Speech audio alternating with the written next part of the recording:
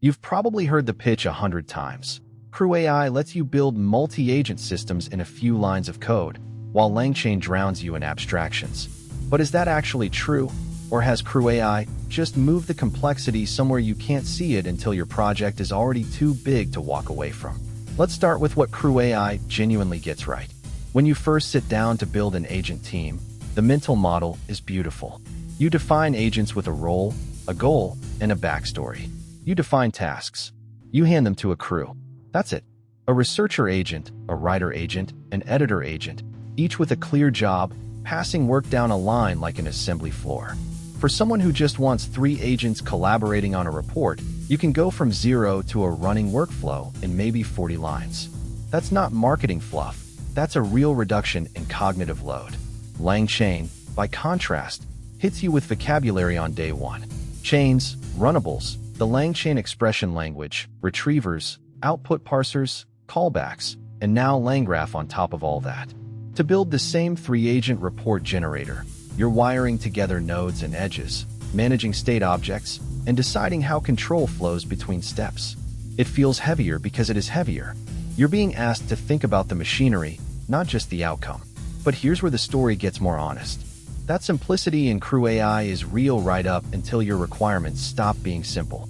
The moment you need an agent to loop back and retry based on a validation result, or branch conditionally, or share a specific piece of memory with only one other agent, you start fighting the framework.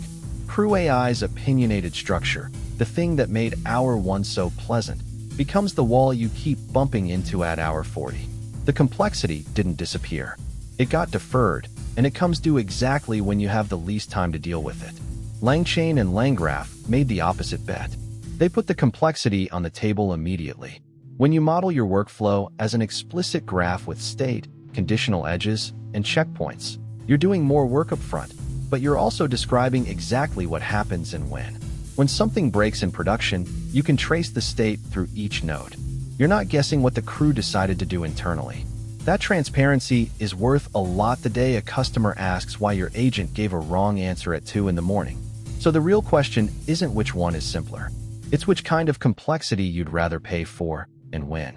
If you're prototyping, building a demo, or your workflow is genuinely linear, CrewAI's abstraction is a gift. You'll ship faster and think less.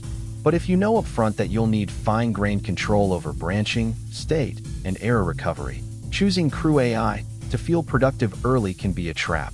You'll spend your saved time later, plus interest, trying to bend a high-level framework into doing low-level things.